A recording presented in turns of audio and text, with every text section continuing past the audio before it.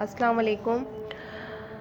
English में हमने voices start कराए हुए हैं और आज का जो हमारा टॉपिक है प्रेजेंट इंडेफिनिट की वॉइसेस में हमने अफर्मेटिव, नेगेटिव, इंटेरोगेटिव आपने को तीनों ही समझा दी थी। आज का जो हमारा वीडियो है वो है पास्ट इंडेफिनिट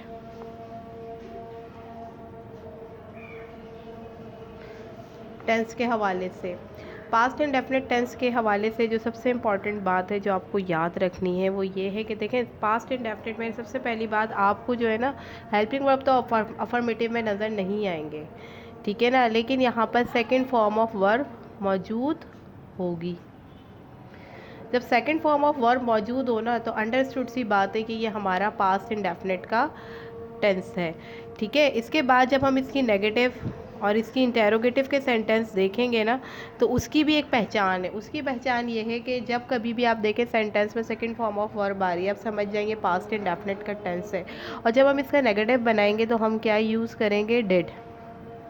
नेगेटिव होगा तो डिड नॉट, इंटेरोगेटिव होगा तो डिड शुरू में आ जाएगा।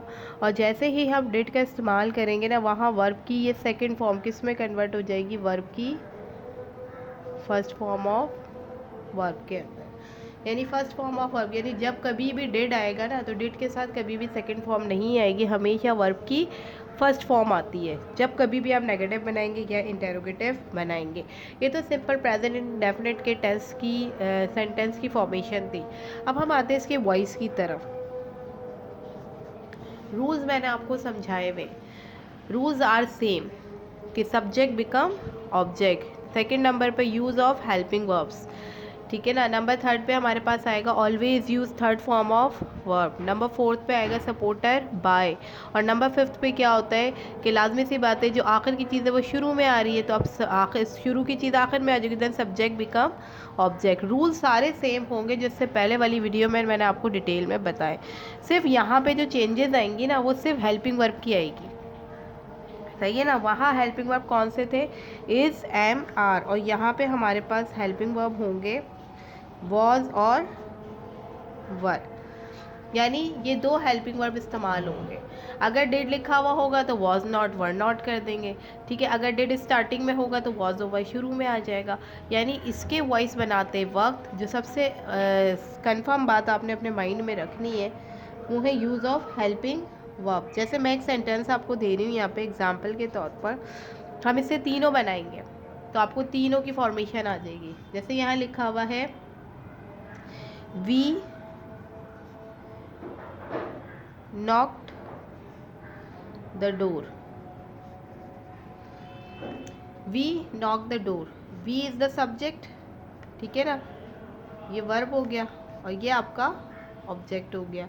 ये चीज़ तो आपको कंफर्म हो गई कि भाई ये सब्जेक्ट है, ये वर्ब है, ऑब्जेक्ट है। अब आप वॉइस के रूल लगाएंगे, सही है। फिर दूसरी बात जो आपने अंडरस्टूड करनी है वो आपने फॉर्म्स ऑफ वर्ब देखना है। आपने देखा यहाँ पे सेकंड फॉर्म ऑफ वर्ब है तो लाजमी ये हमारा कौन सा टेंस है, पास्ट इंडेफिनिट टेंस है, ठीक है। और पास्ट इंडेफिनिट का वॉइस बनाते वक्त हेल्पिंग वर्ब हमें क्या चाहिए, वॉज और वर।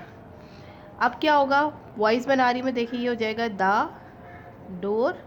अब द डोर, अरे दरवाज़ा, तो वर तो आएगा ही नहीं, क्या लगेगा यहाँ पे, वॉज लगेगा। द डोर वॉज, और इसकी थर्ड फॉर्म भी नॉक्ड ही होती है, ठीक है। The door was knocked by, और ये वी किस में तब्दील हो जाएगा, अस।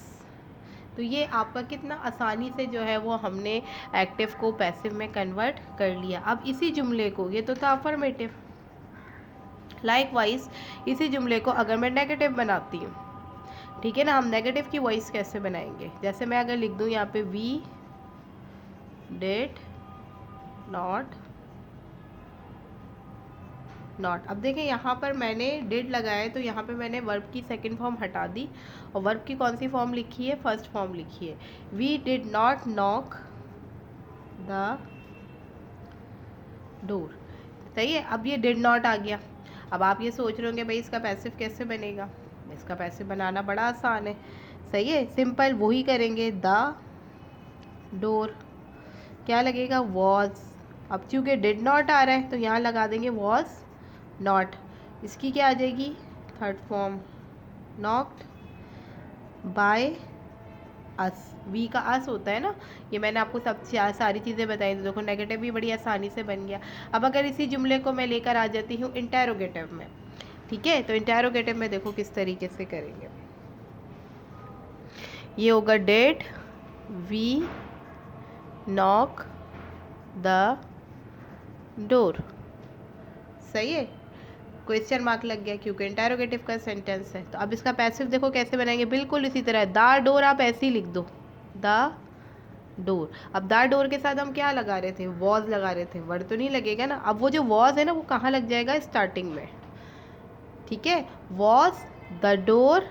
ठीक है, इसके बाद क्या लगाते हैं, वर्ब की third form knocked by us, last में क्वेश्चन मार्क। तो देखिए सेंटेंस की फॉर्मेशन बनाना सिंपल है।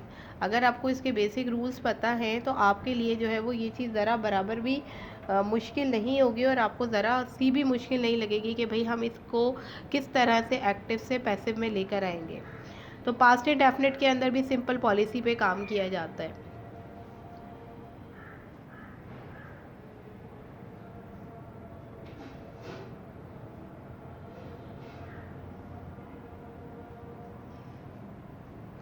अब अगर हम बात करते हैं फ्यूचर इंडेफिनिट के हवाले से, यानी पास्ट इंडेफिनिट की फॉर्मेशन के हवाले से, तो आपने बगौर सुन लिया कि किस तरह से पास्ट इंडेफिनिट के टेंसेस को या सेंटेंसेस को हम वॉइस के अंदर कन्वर्ट करते हैं। फ्यूचर इंडेफिनिट तो और भी आसान है क्योंकि अब इसके बाद जितने भी टेंसेस आते हैं, फ्यूचर इंडेफिनिट आ गया, प्रेजेंट कंटिन्यूस आ गया, परफेक्ट के टेंसेस आ गए, सब में हेल्पिंग वर्ब मौजूद होगा। ठीक है ना, तो जब आपके पास हेल्पिंग वर्ब मौजूद हो ना तो फिर तो आप समझ जाएं और भी आसान है टेंस को तब्दील करना। क्योंकि अगर जिस पे हेल्पिंग वर्ब होते हैं तो उसका नेगेटिव इंटेरोगेटिव बनाते वक्त सिर्फ आपको नॉट लगाना होता है, सिर्फ प्रेजेंट इंडेफिनिट। और पास्ट इंडेफिनिट का क्राइटेरिया ऐसा होता है कि आपको याद रखना पड़ता है कि प्रेजेंट इंडेफिनिट में वर्ब की फर्स्ट फॉर्म लगती है और पास्ट इंडेफिनिट में वर्ब की सेकंड फॉर्म लगती है। ठीक है ना, लेकिन इसके बाद रेस्ट ऑफ द टेंसेस हमारे जितने भी हैं, राइट, उसके अंदर आप आसानी क्या इस्तेमाल कर सकते हैं, नॉट लगा के आप जो है वो उसको नेगेटिव में कन्वर्ट कर सकते हैं। तो ये तो हमारा जो है वो टेंसेस के हवाले से प्रेजेंट इंडेफिनिट और पास्ट इंडेफिनिट के वॉइसेस मैंने आपको क्लियर कर दिए। अब हम आते हैं फ्यूचर की तरफ। फ्यूचर के अंदर आप देखिएगा, फ्यूचर की सबसे बड़ी जो पहचान होती है वो होता है विल और शैल। सही है, फ्यूचर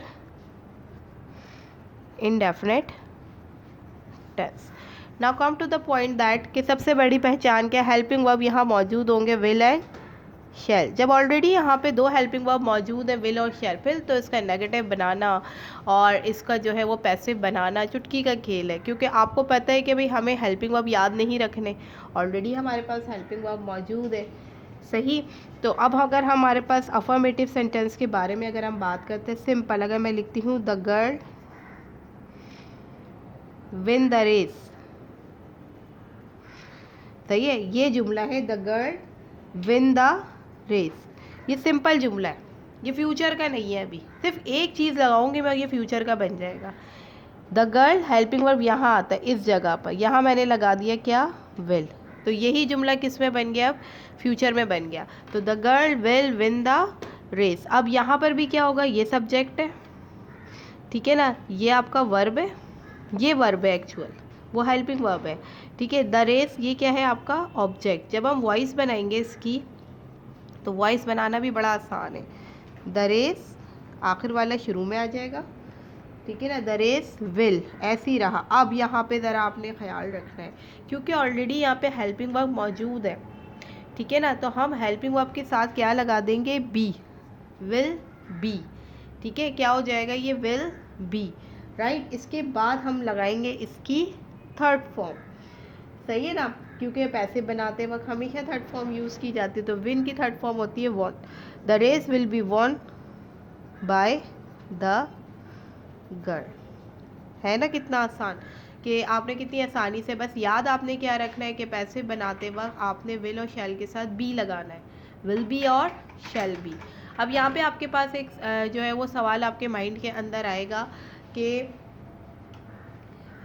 हम जब नेगेटिव बना रहे होंगे तो चूँकि ऑलरेडी हमारे पास हेल्पिंग वर्ब मौजूद है, ठीक है ना, तो फिर हम जो है वो इसको किस तरीके से, तो बड़ा आसान है ये भी। आप देखिए मैं नेगेटिव बना रही हूँ, the race, the girl will, helping verb के बाद क्या लग जाएगा, not, the girl will not win the race. ठीक है, इसका पैसिव बनाएंगे, सिंपल है बिल्कुल, कुछ भी नहीं करना आपको, उसी तरीके से बनाएंगे। The race will be not नहीं लिखेंगे, will not be, actual helping verb के बाद नॉट लगाएंगे। ठीक है, ये एक्चुअल हेल्पिंग वर्ब है, इसके बाद नॉट लगेगा। बी सपोर्टिंग है इसका, ठीक है ना, तो बी के बाद नॉट नहीं लगेगा।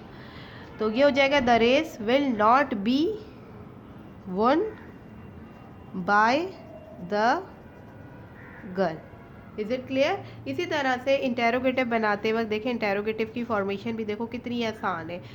हेल्पिंग वर्ब शुरू में आएगा, विल द गर्ल, ठीक है ना, विल द गर्ल, क्या आ जाएगा यहाँ पे, विन द रेस। ठीक है ना, क्या लड़की रेस जीतेगी, will the girl win the race. ठीक है ना, तो अब यहाँ पे देखो ये इंटेरोगेटिव का जुमला आ गया। पैसिव बनाते वक्त आपको कुछ नहीं घबराना, कुछ भी नहीं करना, जिस तरह से बना रहे उसी तरह से बनाएंगे। ठीक है, हेल्पिंग वर्ब विल है तो विल शुरू में आएगा। ठीक है, इसके बाद ये जो ऑब्जेक्ट है ना ये आएगा, विल द रेस, और इसके बाद बी लगाएंगे, will the race be won by the girl, और लास्ट में क्या आ जाएगा, क्वेश्चन मार्क। तो इस तरह से ये चीज़ जो है वो आपकी बाआसानी जो है वो वॉइस में कन्वर्ट हो जाएगी। ये वाली वीडियो हमारी पास्ट इंडेफिनिट और फ्यूचर इंडेफिनिट के वॉइसेस के हवाले से, इससे रिलेटेड जो भी जो एक्सरसाइज वर्क के जो सेंटेंसेस को कन्वर्ट करने का फॉर्म है वो मैं आपको इसके वीडियो के साथ सेंड कर दूँगी। तो इस तरह से हमने आपको प्रेजेंट, पास्ट और इंडेफिनिट यानी इंडेफिनिट फॉर्म जो है टेंस की, वो मैंने आज आपको इस वीडियो में क्लियर कर दी है। इंशाल्लाह नेक्स्ट वीडियो जो आएगी उसके अंदर हम कंटिन्यूस के हवाले और इरेगुलर वर्ब्स के बारे में बात करेंगे, क्योंकि ज़ाहिर है कंटिन्यूस जब आता है तो कॉन्सेप्ट ऑफ इरेगुलर वर्ब्स भी आते हैं। ठीक है ना, तो साथ साथ हम उसको भी उसके साथ कंटिन्यू करेंगे। होपफुली ये वाली चीज़ आपके माइंड को क्लियर कर रही होगी और आपको इसमें सारे मसले सॉल्व हो गए होंगे। और अगर इसके बावजूद भी कोई मसला आता है, ठीक है ना, तो आप उसे अपने पास नोट कर लीजिएगा। जैसे ही मैं लाइव आऊँगी इंशाल्लाह हमारी कोशिश होगी कि मैं आपके तमाम तर प्रॉब्लम्स को रिजॉल्व कर सकूँ। ठीक है, इंशाल्लाह नेक्स्ट वीडियो में मुलाकात होगी। जज़ाकल्लाह।